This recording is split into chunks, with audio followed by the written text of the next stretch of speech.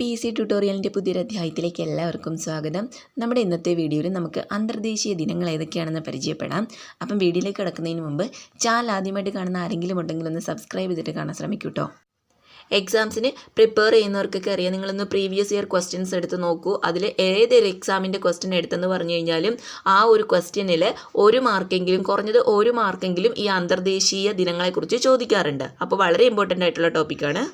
ഈ വീഡിയോയിൽ January to December വരെയുള്ള അന്തർദേശീയ ദിനങ്ങളൊക്കെ ഓർഡർ ടു ഓർഡറിലാണ് കൊടുത്തേക്കുന്നത്. അപ്പോൾ നമുക്ക് പഠിക്കാൻ വളരെ ഈസി ആയിരിക്കും. ഫസ്റ്റത്തെ ഡേറ്റ് ജാനുവരി 1 ആണ്. ജാനുവരി 1 എന്ന് പറയുന്നത് ആഗോള കുടുംബദിനമാണ്. ലോക ആഗോള കുടുംബദിനം ജാനുവരി 1 ആണ്. ജനുവരി 1 ലോക ആഗോള കുടുംബദിനം. ജനുവരി 10 ലോക ചിരിദിനം.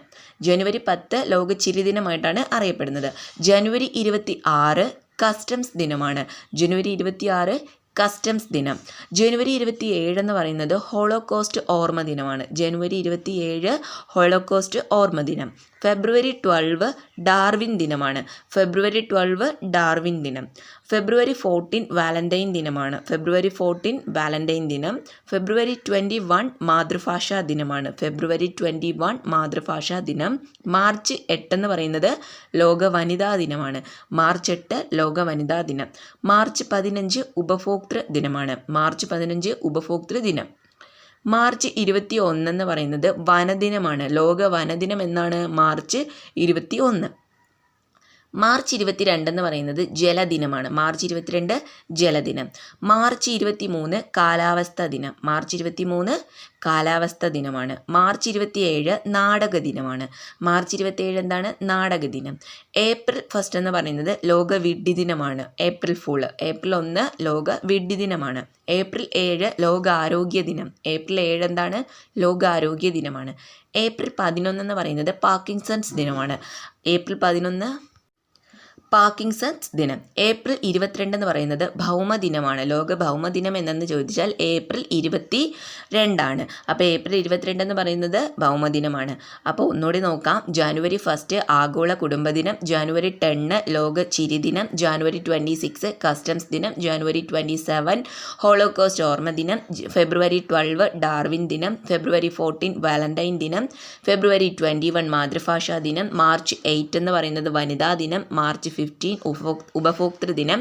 മാർച്ച് 21 വനദിനം. മാർച്ച് 22 ജലദിനം.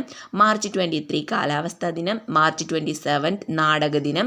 ഏപ്രിൽ 1 വിഡ്ഢി ദിനം. ഏപ്രിൽ 7 ലോകാരോഗ്യ ദിനം. ഏപ്രിൽ 11 എന്ന് പറയുന്നത് പാർക്കിൻസൺസ് ദിനം. ഏപ്രിൽ 22 എന്ന് പറയുന്നത് ഭൗമദിനമാണ്. ഏപ്രിൽ 29 എന്ന് പറയുന്നത് ലോക നൃത്ത ദിനമാണ്. ഏപ്രിൽ 29 ലോക നൃത്ത ദിനം. മെയ് 1 തൊഴിലാളി ദിനം. മെയ് 1 എന്താണ്? തൊഴിലാളി ദിനം. മെയ് 3 എന്ന് പറയുന്നത് പത്രസ്വാതന്ത്ര്യ ദിനമാണ്. മെയ് 3 പത്രസ്വാതന്ത്ര്യ ദിനം.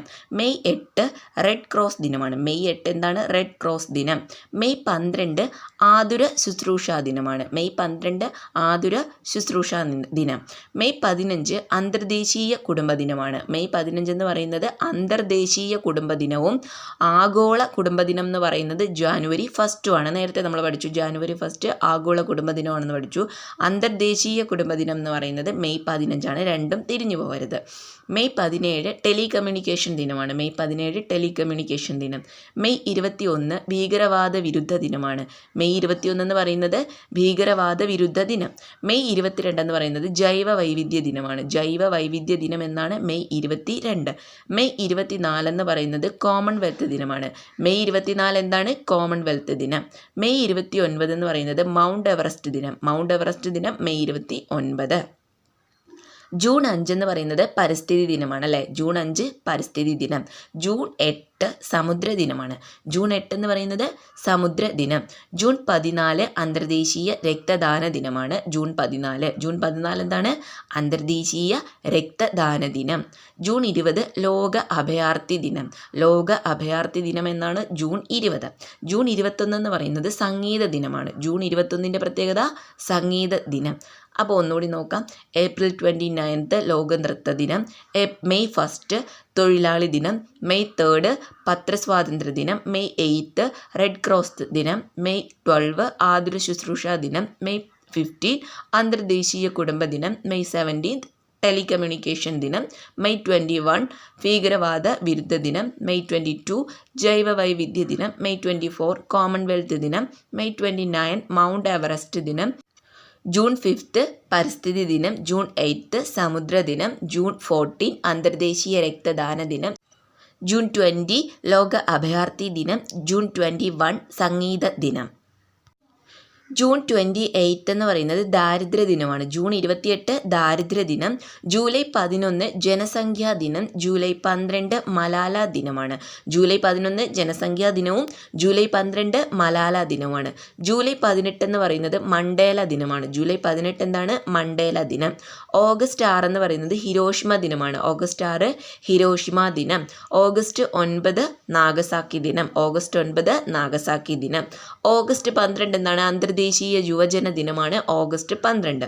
ഓഗസ്റ്റ് 12 അന്തർദേശീയ യുവജന ദിനം. ഓഗസ്റ്റ് 19 എന്ന് പറയുന്നത് ജീവകാരുണ്യ ദിനമാണ്. ഓഗസ്റ്റ് 19 ജീവകാരുണ്യ ദിനം. സെപ്റ്റംബർ 2 എന്ന് പറയുന്നത് നാളികേര ദിനമാണ്. നാളികേര ദിനം എന്നാണ് സെപ്റ്റംബർ 2. സെപ്റ്റംബർ 8 എന്ന് പറയുന്നത് സാക്ഷരതാ ദിനം. സെപ്റ്റംബർ 8 സാക്ഷരതാ ദിനം. സെപ്റ്റംബർ 11 പ്രാഥമിക സുരക്ഷാ ദിനമാണ്. സെപ്റ്റംബർ 11 പ്രാഥമിക സുരക്ഷാ ദിനം. സെപ്റ്റംബർ 16 എന്ന് പറയുന്നത് ഓസോൺ ദിനമാണ്. സെപ്റ്റംബർ 16 ഓസോൺ ദിനം. സെപ്റ്റംബർ 27 വിനോദസഞ്ചാര ദിനമാണ്. സെപ്റ്റംബർ 27 വിനോദസഞ്ചാര ദിനം. ഒക്ടോബർ 1 രക്തദാന ദിനമാണ്. ഒക്ടോബർ 1 രക്തദാന ദിനം. ഒക്ടോബർ 2 എന്ന് പറയുന്നത് അഹിംസാ ദിനം. ഒക്ടോബർ 2 അഹിംസാ ദിനം.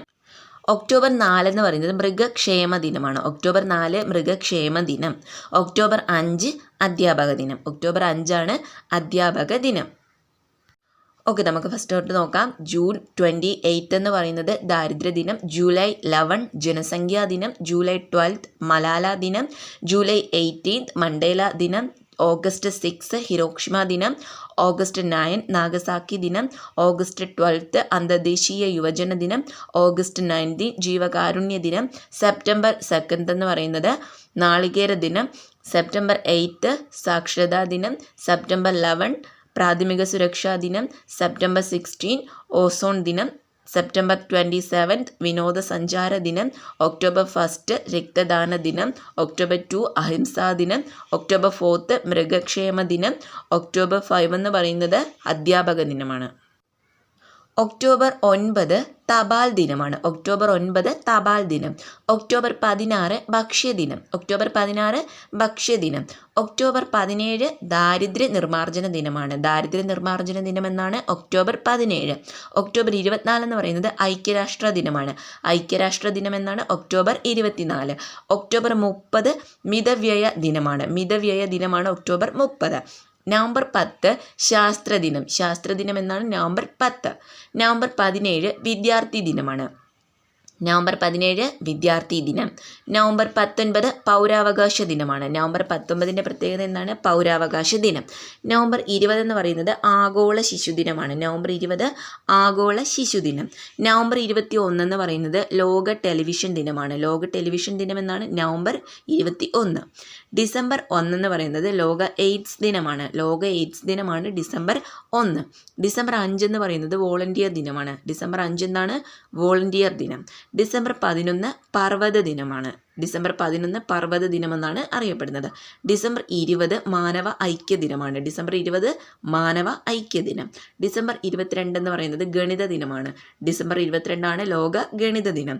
ഡിസംബർ 26 ലോക ബോക്സിംഗ് ദിനം. ഡിസംബർ 26 ലോക ബോക്സിംഗ് ദിനം. അപ്പം നമുക്ക് ഒന്നുകൂടെ നോക്കാം. ഒക്ടോബർ 9 എന്ന് പറയുന്നത് തപാൽ ദിനം. ഒക്ടോബർ 16 എന്ന് പറയുന്നത് ഭക്ഷ്യദിനം. ഒക്ടോബർ 17 എന്ന് പറയുന്നത് ദാരിദ്ര്യ നിർമ്മാർജ്ജന ദിനം. ഒക്ടോബർ 24 എന്ന് പറയുന്നത് ഐക്യരാഷ്ട്ര ദിനം. ഒക്ടോബർ 30 എന്ന് പറയുന്നത് മിതവ്യയ ദിനം. നവംബർ 10 ശാസ്ത്ര ദിനം. നവംബർ 17 വിദ്യാർത്ഥി ദിനം. നവംബർ 19 പൗരാവകാശ ദിനം. നവംബർ 20 ആഗോള ശിശുദിനം. നവംബർ 21 ലോക ടെലിവിഷൻ ദിനം. ഡിസംബർ 1 എയ്ഡ്സ് ദിനം. ഡിസംബർ 5 വോളണ്ടിയർ ദിനം. ഡിസംബർ 11 പർവ്വത ദിനം. ഡിസംബർ 20 മാനവ ഐക്യ ദിനം. ഡിസംബർ 22 ഗണിത ദിനം. ഡിസംബർ 26 ലോക ബോക്സിംഗ് ദിനം. അപ്പോൾ ഇന്നത്തെ വീഡിയോ എല്ലാവർക്കും യൂസ്ഫുൾ ആയിട്ടുണ്ടെന്ന് വിചാരിക്കുന്നു. കാരണം അന്തർദേശീയ ദിനങ്ങളൊക്കെ പഠിക്കാൻ വളരെ എളുപ്പത്തിൽ ഓർഡറിലാണ് കൊടുത്തേക്കുന്നത്. ഓർഡറിലായതുകൊണ്ട് തന്നെ പഠിക്കാൻ നമുക്ക് ഈസിയാണ്. സോ ഇന്നത്തെ വീഡിയോ ഇഷ്ടമായിട്ടുണ്ടെങ്കിൽ ലൈക്ക് ചെയ്യുക, ഷെയർ ചെയ്യുക, കമൻറ്റ് ചെയ്യുക. കൂടുതൽ വീഡിയോസിനായിട്ട് ചാനൽ ഒന്ന് സബ്സ്ക്രൈബും കൂടി ചെയ്യണേ.